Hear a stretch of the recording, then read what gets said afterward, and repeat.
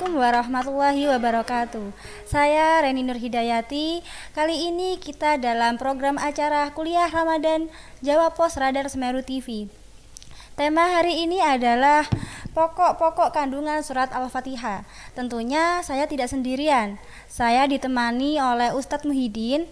Mari pemirsa, kita sapa dulu Ustadz Muhyiddin. Assalamualaikum Ustadz. Bagaimana kabarnya Ustadz? Alhamdulillah dalam keadaan baik dan sehat-sehat saja. Alhamdulillah, semoga pemirsa di rumah juga sehat-sehat semua ya. Oke, di sini Ustadz kita akan membahas pokok-pokok kandungan surat Al-Fatihah. Jadi pertanyaan pertama adalah apa pengertian surat Al-Fatihah itu sendiri? Monggo Ustadz dijelaskan. Bismillahirrahmanirrahim. Surah Al-Fatihah ini merupakan surah yang tidak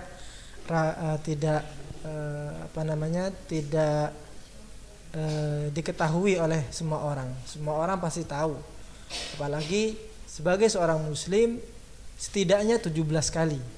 17 kali dalam sehari dia wajib membaca surah Al-Fatihah. Yaitu tepatnya ketika sholat.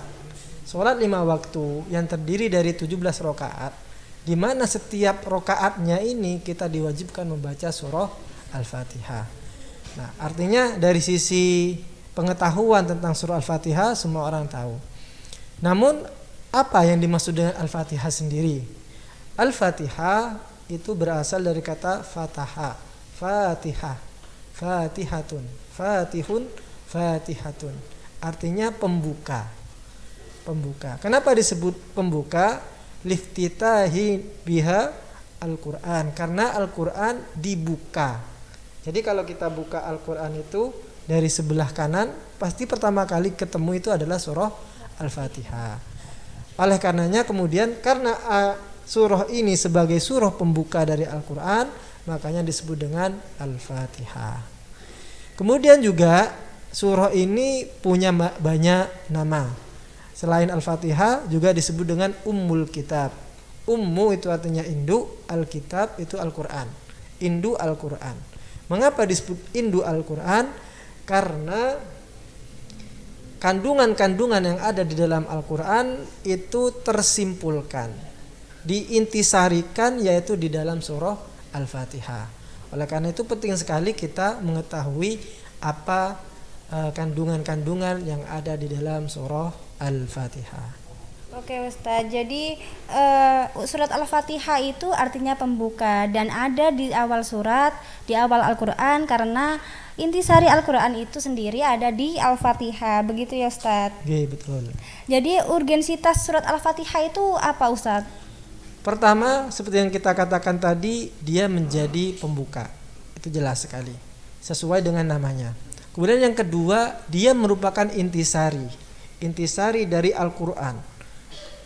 Al-Quran yang terdiri dari 30 juz, yang terdiri dari 114 surah, yang terdiri dari 6.666 ayat.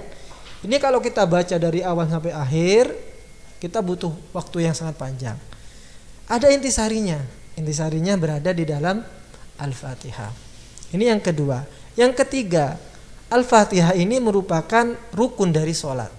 Barang siapa yang sholat kemudian dia tidak membaca Al-Fatihah, maka sholatnya dipastikan batal, tidak akan diterima.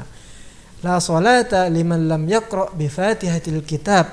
Tidak dikatakan orang itu bersolat atau melakukan sholat apabila tidak membaca surah Al-Fatihah. Jadi karena kita suka dengan surah Al-Alaq satu misal, kemudian kita setelah Allahu Akbar kemudian membaca surah Al-Alaq dan mengabaikan Al-Fatihah, ya, maka salahnya tidak sah.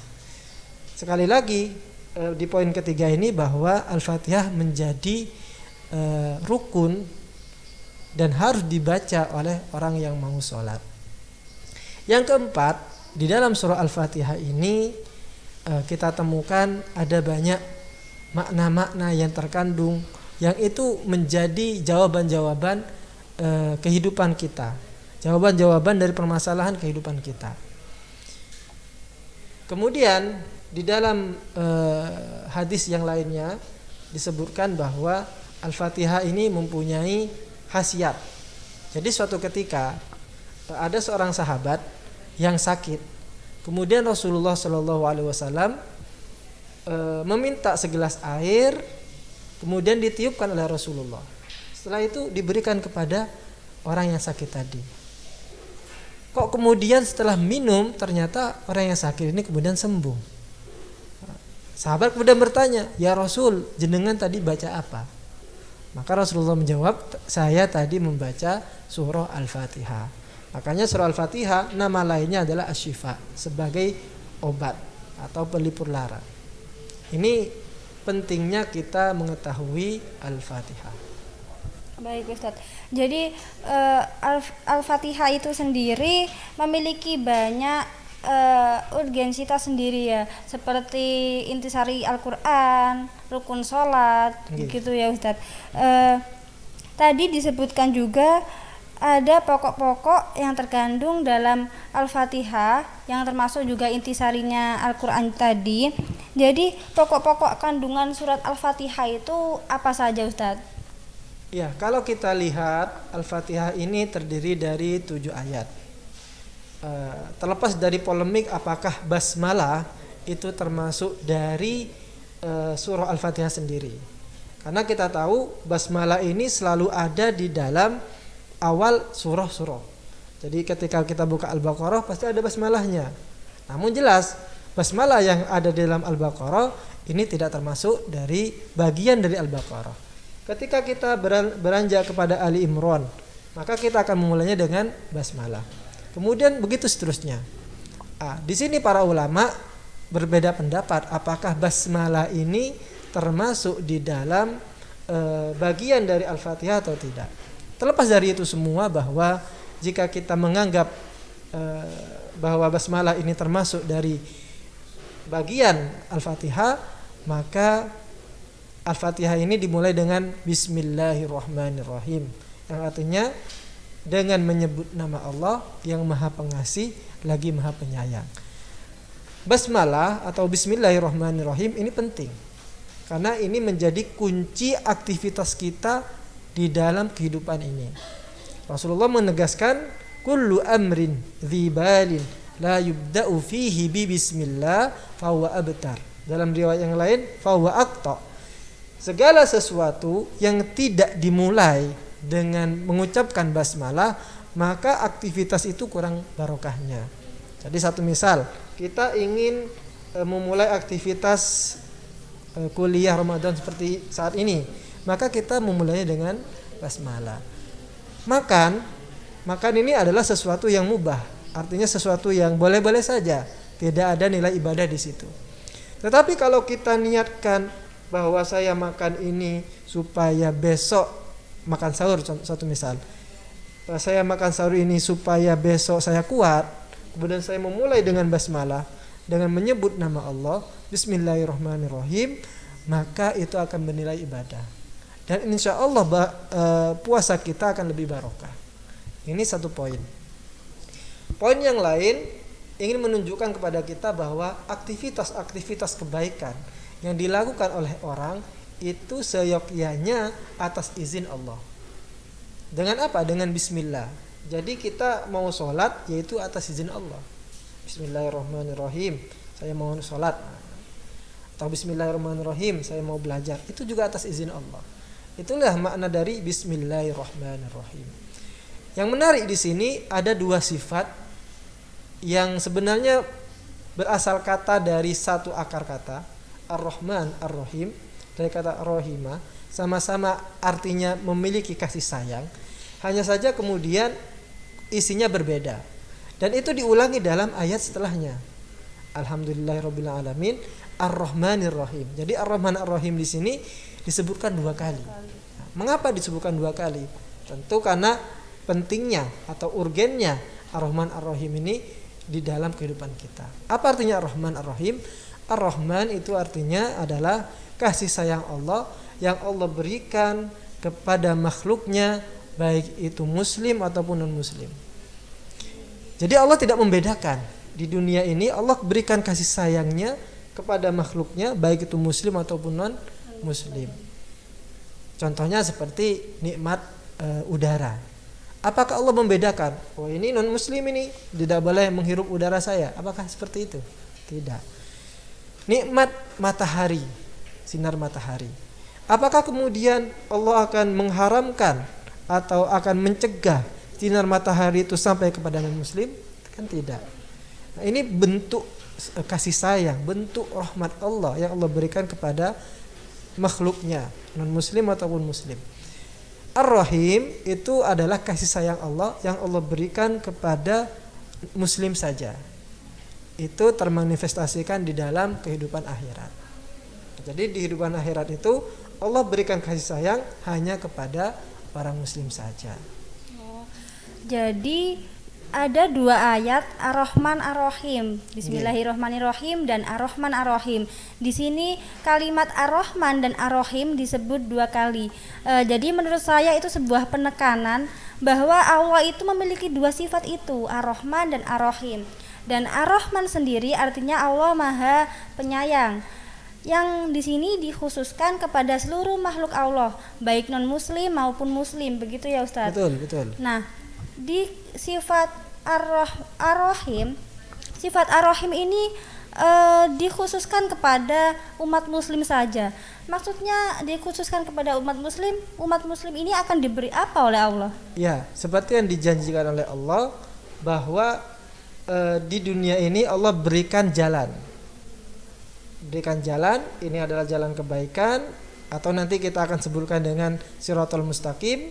Kemudian ini jalan yang non kebaikan, atau yang disebut dengan as-subul atau khutuwati syaitan dan seterusnya. Nah, kedua jalan ini merupakan pilihan. Dan di dalam memilih, Islam tidak tidak memaksa, la ikraha fiddin. Tinggal Anda pilih dua jalan yang Anda inginkan. Jalan kebaikan yaitu agama Islam kalau dalam konteks ajaran Islam. Kemudian jalan non-Islam. Nah, ketika kita memilih jalan Islam dengan pertama kali kita membaca syahadat asyhadu an la ilaha illallah wa asyhadu anna muhammadar rasulullah, maka kita akan ditempa, akan terkenai kewajiban-kewajiban sebagai seorang mukallaf. Mukallaf itu artinya orang yang dibebani. Ya, kewajiban sholat, kewajiban zakat, haji dan seterusnya. Ini adalah konsekuensi dari pilihan kita menjadi seorang muslim. Nah, yang kedua, ada yang memilih jalan bukan Islam seperti itu. Ada banyak jalan di situ. Dalam Al-Quran disebutkan dengan kata subul, artinya jalan-jalan. Ada banyak jalan-jalan. Nah, ketika ada yang memilih konsekuensi yang kedua ini, maka nanti Allah akan berikan ganjaran ataupun balasan berupa, mohon maaf ini sekali lagi kita berbicara dari kacamata Islam ya, berupa neraka. Jadi orang-orang kafir itu akan Allah berikan neraka, sedangkan orang yang muslim Allah berikan surga. Nah, ini terjadi konteksnya adalah di akhirat nanti. Nah, ini pemahaman kita tentang Ar-Rahim. Jadi Ar-Rahim itu adalah Allah berikan orang muslim itu surga, sedangkan orang kafir itu neraka. Jadi terkhusus hanya kepada orang muslim saja. Baik Ustadz. Jadi Ar-Rahim itu adalah nikmat Allah yang akan diberikan di akhirat nanti. Ya, betul. Apakah hidayah itu juga termasuk nikmat Allah? Jelas, hidayah itu merupakan nikmat yang terbesar. Jadi kalau kita hidup saat ini, nikmat terbesar kita itu adalah berupa hidayah. Apa maksudnya hidayah? Yaitu kita mengetahui bahwa jalan yang Allah ridhoi itu adalah jalan Islam. Inna dina indallahil Islam. Sesungguhnya agama yang Allah ridhoi itu adalah agama Islam. Itu nanti kita akan jelaskan di dalam Shiratal Mustaqim. Selanjutnya kandungan di dalam surah Al-Fatihah ini kita lanjut kepada ayat yang kedua, yaitu alhamdulillahirabbil alamin, yang artinya segala puji. Al di sini artinya listighraqil jins, artinya segala puji. Segala puji itu hanya milik Allah semata. Allah ini eksistensinya apa? Ataupun Allah ini sebagai apa? Rabbil alamin. Yang pertama adalah sebagai Tuhan semesta alam. Artinya apabila Allah menisbahkan diri sebagai Tuhan, artinya bahwa selain Allah itu berada di bawahnya. Ya, manusia berada di bawahnya. Juga malaikat, juga jin, kemudian juga alam semesta ini, bumi, bintang, semuanya berada di bawah naungan Allah. Itu makna dari alhamdulillahirabbil alamin. Segala puji itu hanya milik Allah semata. Yang kedua adalah Ar-Rahman Ar-Rahim, itu yang kita jelaskan tadi. Penegasan disebutkan 2 kali, itu menunjukkan pentingnya Ar-Rahman Ar-Rahim. Dan yang ketiga adalah Maliki Yaumiddin. Maliki Yaumiddin sebagai pemilik, Allah itu sebagai pemilik di hari kiamat. Di hari kiamat seperti yang digambarkan di dalam ayat yang lain, bahwa nanti semua orang itu akan ketakutan di hari kiamat itu dan akan memikirkan dirinya sendiri. Bahkan nabi-nabi dulu, Nabi Adam, Nabi Ibrahim dan seterusnya itu memikirkan dirinya sendiri. Apalagi kita gitu kan, yang bukan apa-apa gitu. Semuanya memikirkan dirinya sendiri di hari kiamat. Saking apa? Saking takutnya mereka dengan apa yang dilihat di hari kiamat nanti. Nah, Allah ini merupakan raja di raja yang akan menguasai hari kiamat nanti. Itu makna dari Malik Yaumiddin. Selanjutnya ada Iyyaka na'budu wa iyyaka nasta'in. Ketika kita tahu bahwa eksistensi Allah itu sebagai Tuhan, sebagai raja di raja, maka kita yang lemah ini, makhluk yang lemah ini, kemudian mengatakan dengan suara yang lirih, Iyyaka na'budu wa iyyaka nasta'in, hanya kepada Engkaulah ya Allah, Iyyaka na'budu, kita menyembah, wa iyyaka nasta'in, dan hanya kepada Engkau ya Allah kita meminta pertolongan. Artinya kita sebagai manusia kemudian mendeklarasikan diri bahwa penyembahan ataupun ibadah itu khusus hanya kepada Allah saja. Dan juga ketika kita membutuhkan pertolongan, maka pertolongan ini hanya ditujukan kepada Allah semata. Jika ada orang Islam kemudian dia itu menyembah kepada selain Allah, maka dia telah menafikan ayat ini. Iyyaka na'budu wa iyyaka nasta'in. Untuk ayat terakhir nih Ustaz, ada ayat terakhir ihdinas siratal mustaqim. Jadi ini juga termasuk salah satu nikmat Allah tadi di akhirat. Jadi ihdinas siratal mustaqim kandungannya seperti apa? Ya, ihdinas siratal mustaqim. Setelah kita mendeklarasikan diri bahwa ibadah itu hanya kepada Allah, meminta pertolongan itu hanya kepada Allah, maka kita meminta kepada Allah. Ihdi artinya fi'il doa. Ihdi, ya Allah berikanlah saya hidayah. Nah ini kita katakan tadi itu hidayah. Hidayah di sini bukan berarti bahwa kita masuk Islam kemudian itulah hidayah, tidak. Hidayah itu lebih luas lagi. Kita menjadi pribadi yang lebih baik itu adalah hidayah. Sekarang kita ini alhamdulillah sudah bisa berpuasa, itu adalah hidayah. Tetapi ketika kita mampu meningkatkan ibadah kita dalam puasa ini, yang awalnya kita membaca Al-Quran itu hanya 1 juz, kemudian karena mendapatkan hidayah dari Allah, kemudian menambah bertingkat menjadi 2 juz, itu juga hidayah. Ihdinas siratal mustaqim, ya Allah berikanlah kami hidayah. Berupa apa? Siratal mustaqim, yaitu berupa jalan yang lurus. Apa jalan yang lurus itu? Dijelaskan di ayat setelahnya. Siratal ladzina an'amta alaihim, yaitu jalan yang Engkau berikan nikmat kepada orang-orang kita atau orang-orang sebelum kita. An'amta alaihim. Siapakah itu? Dijelaskan dalam ayat yang lainnya. Ulaika ma'alladzina an'amallahu alaihim minan nabiyyin was-siddiqin wasyuhada'i was-shalihin. Yang dimaksud dengan jalan orang-orang yang diberikan nikmat itu adalah jalannya para nabi. Jadi semua nabi itu pasti memilih jalan yang diridhoi Allah. Kemudian juga siddiqin, syuhada, orang-orang yang mati syahid. Jalannya orang-orang yang soleh, solihin.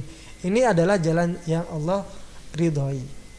Apa singkatnya yang dimaksud dengan siratal mustaqim di sini? Siratal mustaqim adalah jalan yang Allah kehendaki. Apa itu? Yaitu Islam. Wa may yabtaghi ghairal islami dinan fala yuqbala min. Barang siapa yang mencari jalan selain jalan Islam, maka dia tidak akan diterima. Selanjutnya yang paling akhir sekali, siratal ladzina an'amta 'alaihim ghairil maghdubi 'alaihim waladdallin. Bukan jalan orang yang maghdubi 'alaihim. Maghdubi 'alaihim itu maksudnya adalah orang-orang yang dibenci, dimurka oleh Allah Subhanahu wa taala. Almarhum Profesor As-Sabuni, Muhammad Ali As-Sabuni, di dalam bukunya Tafsir Ayatul Ahkam, Rawi'ul Bayan Tafsir Ayatul Ahkam, menjelaskan bahwa yang dimaksud dengan maghdubi alaihim itu adalah orang-orang Yahudi. Sedangkan waladdallin, orang-orang yang tersesat itu adalah orang Nasrani. Menariknya, itu ada ulama namanya Fakhruddin Ar-Razi. Beliau punya kitab tafsir yang disebut dengan Mafatihul Ghaib, menjelaskan bahwa yang dimaksud dengan ghairil maghdubi alaihim itu adalah orang-orang kafir. Semuanya orang-orang kafir yang non muslim itu masuk dalam kategori maghdubi alaihim. Ad-dallin menurut Fakhruddin Ar-Razi itu adalah orang-orang yang munafik, orang-orang munafik. Nah, tafsiran dari Imam Fakhruddin Ar-Razi ini menyalahi apa yang sudah dipercayai oleh jumhur, oleh mayoritas. Kalau mayoritas tadi menafsirkan bahwa yang dimaksudkan dengan maghdub itu adalah orang Yahudi, dhalin itu adalah orang Nasrani. Nah, berbeda dengan Fakhruddin Ar-Razi ini, beliau memilih bahwa yang dimaksud dengan maghdub itu adalah orang kafir, ad-dhalin adalah orang munafik. Nah, beliau mempunyai dalil tentang pendapat beliau itu. Baik, cukup sekian segmen kita hari ini. Segmen pertama kita banyak sekali pembahasan yang dibahas di pokok-pokok kandungan Al-Fatihah. Bahkan di ayat pertama saja Bismillahirrahmanirrahim itu sudah banyak sekali kandungan-kandungannya. Di segmen kedua nanti kita juga akan membahas implementasi Al-Fatihah dalam kehidupan sehari-hari, selain membahas lanjutan kandungan ini tentunya. Jadi pemirsa, jangan kemana-mana, tetap di Kuliah Ramadan Jawa Pos Radar Semeru TV.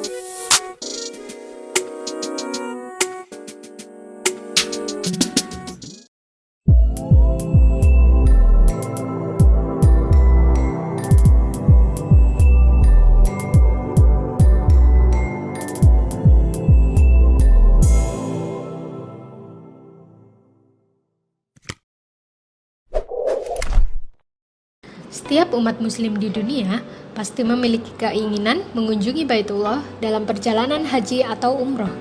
Keistimewaan bersama kami berupa keamanan legalitas, harga kompetitif, bimbingan insentif selama umroh, dengan hotel yang dekat dengan Masjid Nabawi dan Baitullah, serta pelayanan prima dari pembimbing kami yang berpengalaman.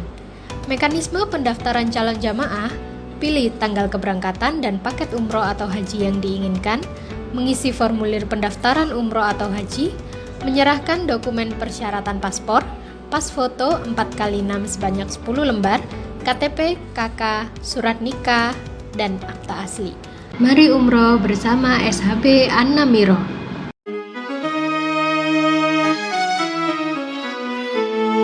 Pemirsa, kembali lagi bersama saya Reni Nur Hidayati, tentunya di Kuliah Ramadan Jawa Pos Radar Semeru TV.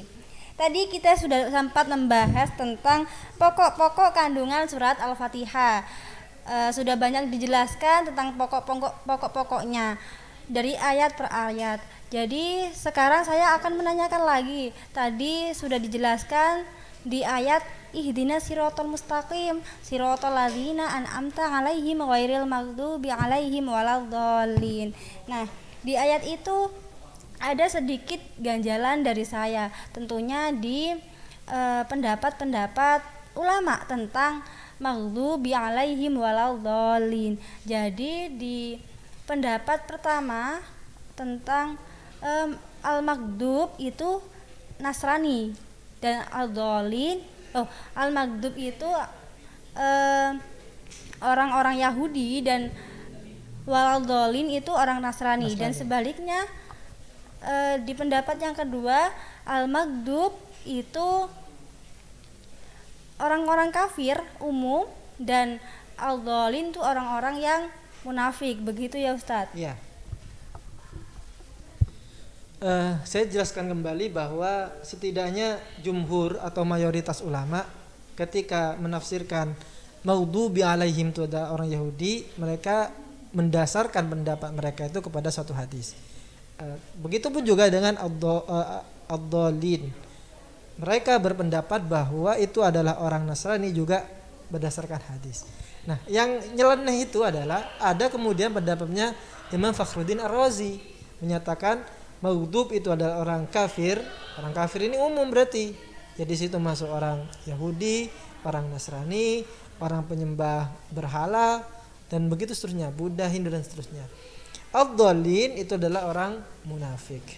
Nah, penjelasannya seperti ini bahwa Fakhruddin Ar-Razi atau Imam Fakhruddin Ar-Razi berpendapat demikian karena mendasarkan kepada hubungan antara Al-Fatihah dengan Al-Baqarah. Jadi ada istilahnya itu hubungan antara satu surah dengan surah yang setelahnya. Surah ini dengan surah ini ada hubungannya. Nah, di dalam surah Al-Baqarah yang merupakan surah setelah dari Al-Fatihah, itu Allah jelaskan 3 golongan. Golongan pertama itu adalah golongan orang-orang yang disebut dengan orang yang bertakwa. Dzalikal kitabu la raiba fihi hudal lil muttaqin. Kemudian dijelaskan sifat-sifat orang yang bertakwa. Setelahnya Allah sebutkan golongan yang kedua, yaitu orang-orang yang kafir. Innal ladzina kafaru sawa'un 'alaihim a anzartahum am lam tunzirhum la yu'minun. Sesungguhnya orang-orang kafir, mau kamu takut-takuti ataupun tidak, maka bagi mereka itu sama, mereka tidak akan beriman. Dan yang ketiga itu adalah golongan orang munafik. Wa idza laqul ladzina amanu qalu amanna wa idza khalau ila syayatinihim qalu, dan sampai seterusnya. Nah, dari itu mendasar dari munasabah bainas surataini, munasabah hubungan antara surah Al-Fatihah dengan Al-Baqarah, maka muncullah pendapatnya Imam Fakhruddin Ar-Razi. Kemudian kelebihan dari pendapat Imam Fakhruddin Ar-Razi ini lebih meliputi, lebih umum.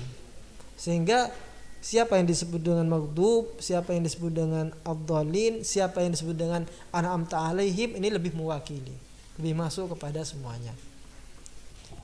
Oh, begitu jadi Ustaz.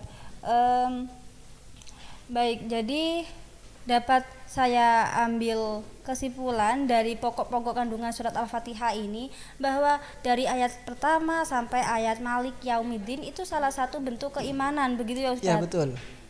Dan selanjutnya ihdinas siratal mustaqim siratal ladzina an'amta 'alaihim itu salah satu bentuk takwa, bentuk penyerahan diri, begitu Ustaz? Ya, bisa, betul. Jadi benar kalau dikatakan kalau Al-Fatihah ini salah satu bentuk intisari Al-Quran, karena memang Al-Quran juga berisi tentang itu semua, Ustadz. Ya. Untuk selanjutnya, Ustadz, bagaimana cara kita mengimplementasikan Al-Fatihah ini dalam kehidupan sehari-hari? Ketika kita mengetahui makna yang terkandung di dalam surah Al-Fatihah, maka kita mencoba membawa pemahaman dari makna yang kita peroleh itu kepada kehidupan sehari-hari. Yang pertama dari Al-Fatihah, dari basmalah. Dari basmalah ini seperti yang kita katakan tadi, kullu amrin dibalin la yubda'u fihi bi bismillahi fa huwa abtar. Maka kita senantiasa mengucapkan basmalah di dalam kegiatan-kegiatan positif kita. Mau makan, kita ucapkan basmalah. Mau nikah, mau ijab qabul itu ucapkan basmalah dulu. Supaya kenapa? Supaya ada barokah di situ. Kemudian yang kedua, kita mengimplementasikan alhamdulillahi rabbil alamin. Segala puji bagi Allah, Tuhan semesta alam. Jika segala pujian itu adalah milik Allah, maka kita memahaminya berarti manusia itu tidak punya pujian. Jadi ketika saya memuji seseorang karena kecantikannya, ketika saya memuji seseorang karena kekayaannya, karena kedermawanannya dan begitu seterusnya, hakikatnya pujian itu tujuannya adalah kepada Allah.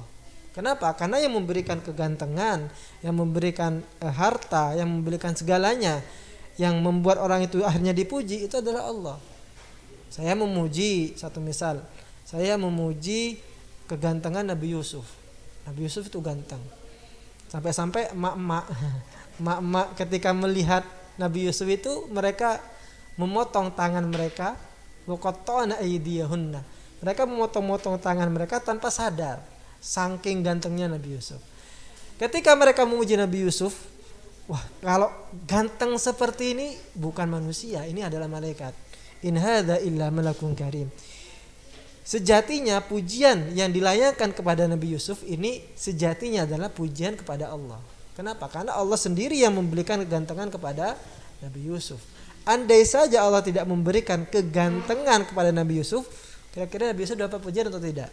Tidak. Nah, kalau kita paham itu, berarti tidak akan ada orang yang sombong. Kenapa? Karena orang sombong itu menganggap bahwa kelebihan yang dia punya itu adalah miliknya sendiri. Qarun satu misal, dia ketika dipuji, dia kaya sekali. Innahu ladzu hadzin azim. Qarun ini mempunyai keberuntungan yang sangat besar. Akhirnya Qarun kan semakin besar kepalanya gitu kan, dibilang kaya banget gitu kan. Akhirnya kemudian dia sombong dan menganggap bahwa apa yang dia upayakan, harta yang dia dapatkan itu adalah berdasarkan jerih payah dia sendiri, bukan pemberian dari Allah. Akhirnya dia sombong. Kenapa? Karena dia tidak paham dengan makna alhamdulillahirabbil alamin. Tapi bagi orang yang paham bahwa pujian itu milik Allah, dia tidak akan sombong. Saya mendapatkan ini karena Allah memberikan. Andai saja Allah mencabut, ya tentu pujian itu tidak akan datang. Nah, ini alhamdulillahirabbil alamin. Selanjutnya, bagaimana kita mengimplementasikan ayat-ayat setelahnya? Ada Ar-Rahman Ar-Rahim.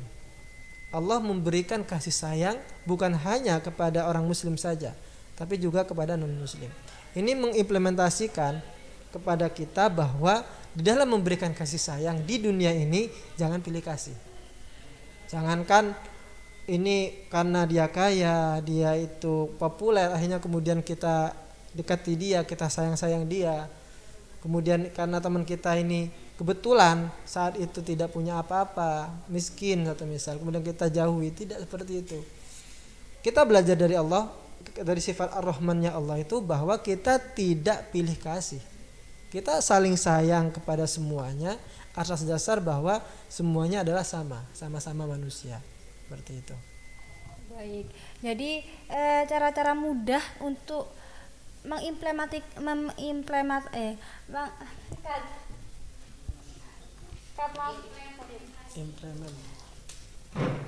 Jadi cara mudah untuk mengimplementasikan surat Al-Fatihah ini adalah pertama dengan cara membaca bismillah untuk melakukan segala sesuatu agar kita mendapat berkahnya begitu.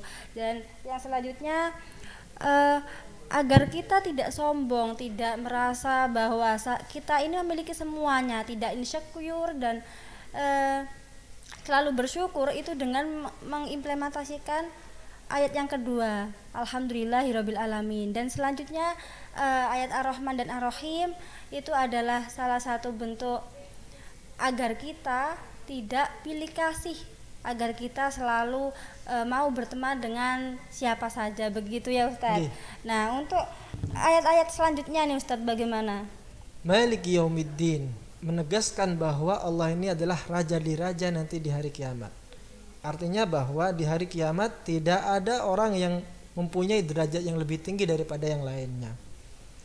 Semuanya sama dan semuanya akan menghadapi sesuatu yang sama juga. Akan menghadapi hisab, akan menghadapi sirat. Sirat itu artinya jalan, satu jalan yang membentang di atas neraka, dan semuanya sama. Tidak ada yang dibedakan antara satu dengan yang lain. Yang membedakannya hanyalah takwa. Jadi mau kita itu lahir di mana, lahir sebagai orang Indonesia yang berkulit sawo matang, kemudian ada lagi orang yang berkulit putih, berkulit hitam dan seterusnya, nanti di hari kiamat semuanya sama. Jadi miniatur hari kiamat itu seperti padang mahsyar. Padang mahsyar yang ada kalau kita haji itu ada namanya wukuf di Arafah. Semuanya berdiri dan berada dalam satu padang yang disebut dengan Arafah. Itu adalah miniatur atau gambaran yang ada di dalam ini nanti. Semuanya sama, baik itu yang Eropa, yang Afrika, semuanya sama, tidak dibedakan. Yang membedakan itu adalah hanya takwa saja. Kemudian selanjutnya iyyaka na'budu wa iyyaka nasta'in, ini mengharuskan kita bahwa di dalam beribadah, di dalam beragama, kita harus benar-benar bertawakal kepada Allah. Harus menjadikan Allah itu satu-satunya. Tidak boleh diduakan. Mengapa iyyaka itu didahulukan daripada kata setelahnya? Kan bisa kita katakan na'buduka. Kalau dalam bahasa Indonesia, saya menyembahmu. Sama dengan iyyaka na'budu, hanya kepadamu saya menyembah. Ini ada perbedaan. Kalau pertama saya mengatakan hanya kepadamu saya menyembah, artinya tidak ada peluang sedikit pun kepada selain Allah untuk kemudian berada di posisi Allah, tidak ada. Tapi kalau saya mengatakan saya menyembahmu, ini ada peluang bagi yang lainnya untuk masuk. Kayak gini satu misal. Ketika saya berkata kepada istri saya, hanya engkau yang saya cintai. Artinya apa? Artinya tidak ada lagi yang saya cintai, cuman kamu saja gitu. Tapi kalau saya mengatakan saya mencintaimu, ini masih koma, ini bisa jadi nanti mencintai yang lainnya gitu kan. Nah, jadi dari iyyaka na'budu wa iyyaka nasta'in kita implementasikan dalam kehidupan kita bahwa di dalam menyembah kita hanya satu-satunya kepada Allah. Ihdinas siratal mustaqim. Ini adalah bentuk permintaan kita. Kita meminta kepada Allah setiap hari, bahkan 17 kali. 17 kali kita minta kepada Allah supaya kita diberikan hidayah. Hidayah sekali lagi adalah jalan yang membuat kita menjadi lebih baik. Jadi hidayah itu tidak melulu tentang dari buruk menjadi baik, tidak. Dari baik ke lebih baik itu adalah hidayah. Jadi kita senantiasa setiap hari minta kepada Allah supaya mendapatkan hidayah itu, untuk menjadi yang lebih baik, seperti itu. Jadi dalam setiap hari kita minta kepada Allah, mudah-mudahan dijadikan pribadi yang lebih baik lagi. Karena sekali lagi, jika orang menganggap bahwa dirinya sudah baik saat itu, maka ketahuilah itu adalah sebenarnya kemunduran. Seperti itu. Baik Ustaz, wah saya tertarik nih. Kalau misalnya saya hanya menyembah kepada Allah. Jadi ada kalimat hanya yang membedakan dari saya menyembah Allah. Karena di situ ada telah ya Ustaz. Iya betul. Nah, selanjutnya ayat selanjutnya bagaimana Ustaz? Kemudian kita meminta kepada Allah supaya diberikan jalan, yaitu jalan yang Allah ridhoi, jalan yang Allah telah berikan kepada orang-orang terdahulu berupa para nabi, syuhada, sholihin dan anbiya dan begitu seterusnya. Jalan apakah itu? Kalau kita lihat dalam ayat ini, itu redaksinya menggunakan redaksi singular atau mufrad dalam bahasa santrinya itu ya. Satu, sirat artinya satu jalan. sirat. Nah, kalau kita lihat dalam ayat-ayat yang lain, ketika Allah ingin menggambarkan jalan ataupun agama, pasti menggunakan mufrad juga. Contohnya innad dina. Kata din itu mufrad. Innad dina indallahil Islam. Sesungguhnya agama yang Allah ridhoi itu hanya Islam. Namun sebaliknya, ketika Allah ingin menggambarkan jalan yang tidak diridhoi, maka Allah pilih bentuk jamak. Bentuk jamak. Contohnya dalam ayat wa anna hadza sirati mustaqiman fattabi'uh. Bahwa ini adalah jalanku yang lurus, ikutilah. Ini bentuknya mufrad, fattabi'uhu. Kemudian ayat selanjutnya wala tattabi'us subula. Dan janganlah kamu mengikuti jalan-jalan. Maksudnya jalan di sini ada banyak, jalan yang membengkongkan kita dari jalan yang benar. Dulu Rasulullah pernah menggambarkan satu garis lurus, kemudian di samping-sampingnya ada garis-garis yang bengkok. Itulah Rasulullah memberikan gambaran kepada kita bagaimana jalan yang Allah pilihkan. Ada jalan yang lurus, ada jalan bengkong-bengkong yang banyak itu. Maka kita dalam kehidupan ini jangan sampai salah pilih jalan. Jadi begitu. Jadi ada kata mufrad di situ yang menegaskan bahwa hanya satu jalan. Satu jalan saja. Hanya satu jalan. Baik Ustaz. Ayat terakhir Ustaz, bagaimana Ustaz? Ghairil maghdubi alaihim waladdallin, itu hanya penegasan saja. Ya, penegasan bahwa jalan yang tidak Allah ridhoi itu adalah jalannya orang yang maghdubi alaihim, yaitu jalan yang Allah murkai. Kemudian jalan yang kedua adalah ad-dallin, jalannya orang yang tersesat.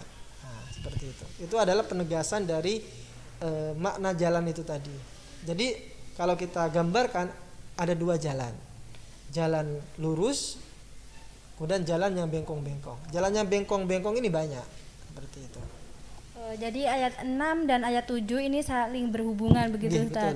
Dan ayat 6 dan 7 ini adalah salah satu